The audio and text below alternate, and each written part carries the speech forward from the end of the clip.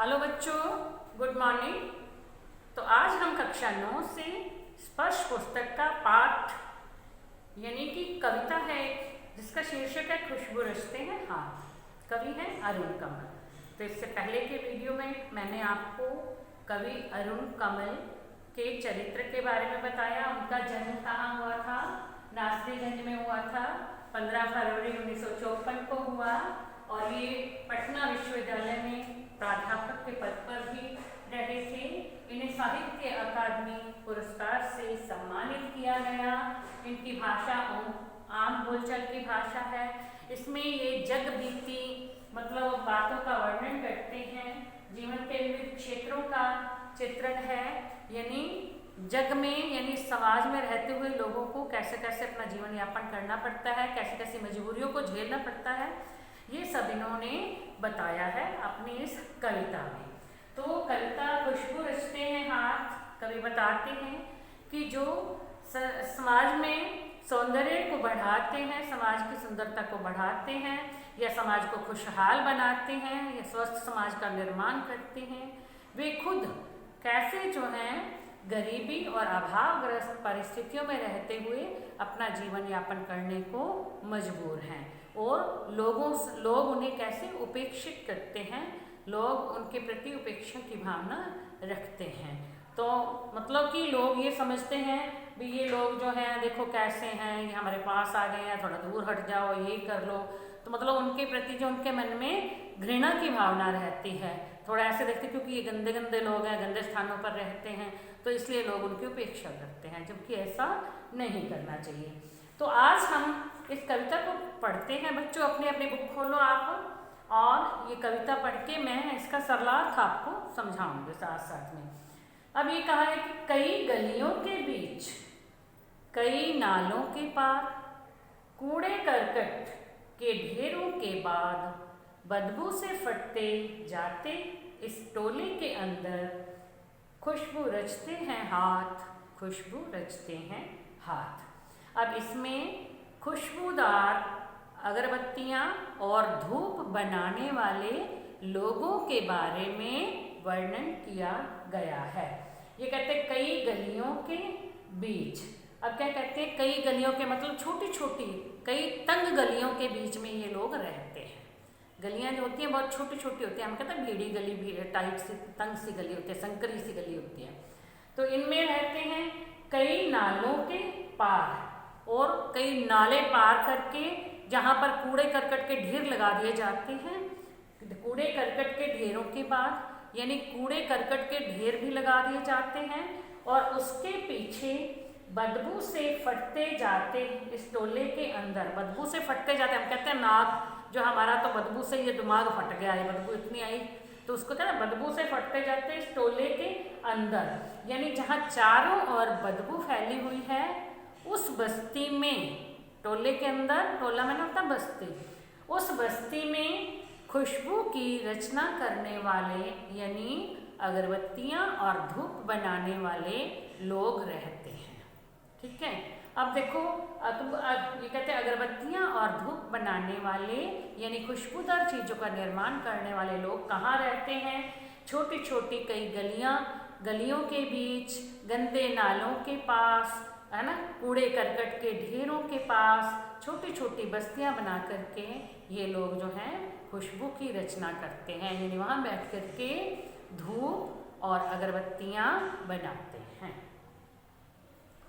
तो अब इसका दूसरा जो है कविता का दूसरा पद्यांश, उभरी नसों वाले हाथ, घिसे नाखूनों वाले हाथ, पीपल के पत्ते से नए नए हाथ, जूही की डाल से खुशबूदार हाथ, गंदे कटे पिटे हाथ, जख्म से फटे हुए हाथ, खुशबू रचते हैं हाथ, खुशबू रचते हैं हाथ। अब इसमें कवि ने जो खुशबू की रचना करने वाले लोग हैं ना, उनके हाथ कैसे हो जाते हैं उसके बारे में बताया है। अब कई बार आप देखते हो कि आपके घरों में भी जो काम करने के लिए आती हैं औरतें, तो वो क्या करते हैं कि ठंडे पानी में पूरा दिन काम करते रहते हैं, तो उनके हाथ जो है सर्दियों में बिल्कुल फट जाते हैं, ऐसे गंदे हो जाते हैं, जख्म से हुए होते हैं, फिर भी वो काम करने के लिए मजबूर हैं, फिर भी वो काम करने के लिए आती हैं। तो उसी तरह से ये बताया कि खुशबू की जो रचना करने वाले हाथ हैं वो किसी विशेष उम्र के हाथ नहीं है। उसमें ये नहीं है कि इतने साल की उम्र, इतनी उम्र होगी तब उसे ये जो है काम करना है, ये छोटा बच्चा है तो उसे काम नहीं करना, ये वृद्ध है तो उसे काम नहीं, ऐसा कुछ नहीं है। उसमें हर उम्र के व्यक्ति जो हैं काम करते हैं। अब कहते हैं उभरी नसों वाले हाथ, उनमें से कुछ लोगों के हाथ ऐसे हैं जिनकी नसें उभरी हुई हैं। नसें उभर जाती हैं, आप देखोगे जो बुजुर्ग होते हैं उनकी जो है नसें दिखाई देने लगती हैं, हाथों में ऊपर उठी हुई सी दिखती हैं। तो वो कुछ लोग, यानी उसमें बुजुर्ग लोग भी काम करते हैं, वृद्ध लोग जो है वो भी काम कर रहे हैं। घिसे नाखूनों वाले हाथ, और कुछ लोगों के हाथ जो है नाखून जो है वो घिस जाते हैं, सारे दिन काम करते करते करते करते नाखून घिस जाते हैं, नेल्स घिस जाते हैं।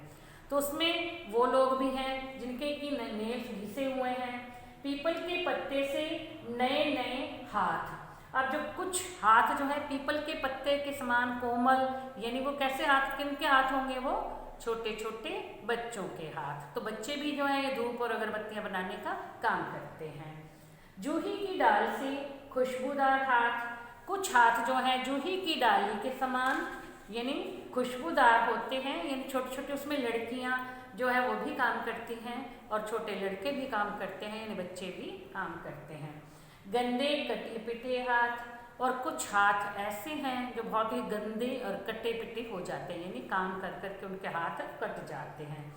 जख्म से फटे हुए हाथ, कुछ हाथ जो हैं उन पे जख्म होते हैं तो जख्म से फटे हुए हैं, पूरे जख्मी हाथ होते हैं लेकिन फिर भी वो काम करते रहते हैं। खुशबू रचते हैं हाथ, खुशबू रचते हैं हाथ, अर्थात ये सब तरह के लोग जितने हाथों की चर्चा की है ना, ये सब लोग जो हैं मजबूरी के कारण काम करने के लिए मजबूर हैं। चाहे उन्हें कितनी भी तकलीफ हो, कितने भी कष्ट उठाने पड़ रहे हों, लेकिन वो अपना काम करते हैं और लोगों के जीवन में खुशबू बिखेरते हैं, यानी खुशबू फैलाते हैं।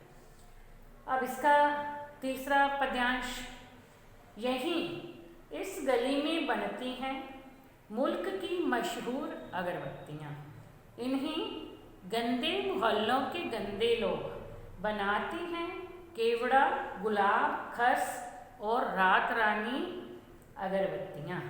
दुनिया की सारी गंदगी के बीच दुनिया की सारी खुशबू रचते हैं हाथ, खुशबू रचते हैं हाथ, खुशबू रचते हैं हाथ। अब इसमें कवि क्या कह रहे हैं, यहीं इस गली में बनती हैं, यानी एक बदबूदार स्थान पे, जैसे कभी वहाँ पे मान लो हम जाते हैं तो वहाँ पे बहुत बदबू आ रही है, छोटे छोटे घरों में लोग रह रहे हैं, तो उसी स्थान पर जाकर के ये कहा जाता है कि यहीं इस स्थान पर, यानी जहाँ पर इतनी बदबू आ रही है, यहीं इसी गली में बनती हैं मशहूर, मुल्क की मशहूर अगरबत्तियाँ।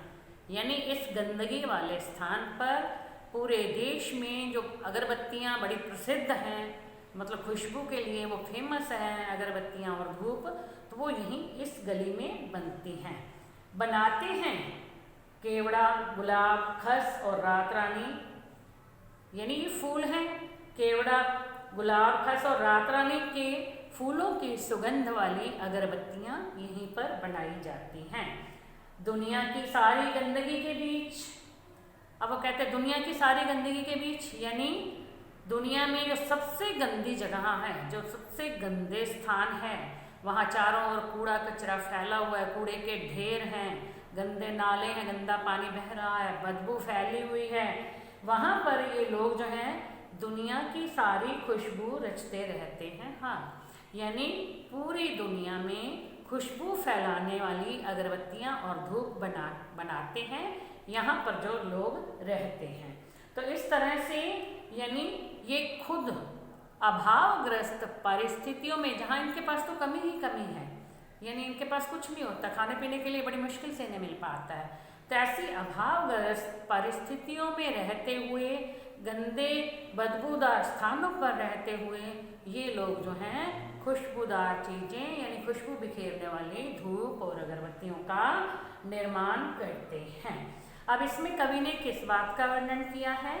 कवि ने मतलब स्वस्थ समाज का निर्माण करने वाले लोगों की मजबूरी के बारे में बताया है कि कैसे ये लोग जो हैं गंदे स्थानों पर रह करके भी खुशबूदार अगरबत्तियों का निर्माण करते हैं। ठीक है, अब कविता में सामाजिक विषमता को बेनकाब किया गया, समाज में फैली हुई असमानता को बताया गया है। तो बच्चों, आपको ये कविता का सरलार्थ समझ में आ गया होगा। तो अब इसके जो प्रश्न उत्तर हैं वो मैं आपको नेक्स्ट वीडियो में समझाऊंगी। बाकी ये प्रश्न यदि आप खुद भी देखोगे तो बड़ी आसानी से आप समझ पाओगे, और फिर मैं आपको ये अगली वीडियो में समझा दूँगी। Thank you.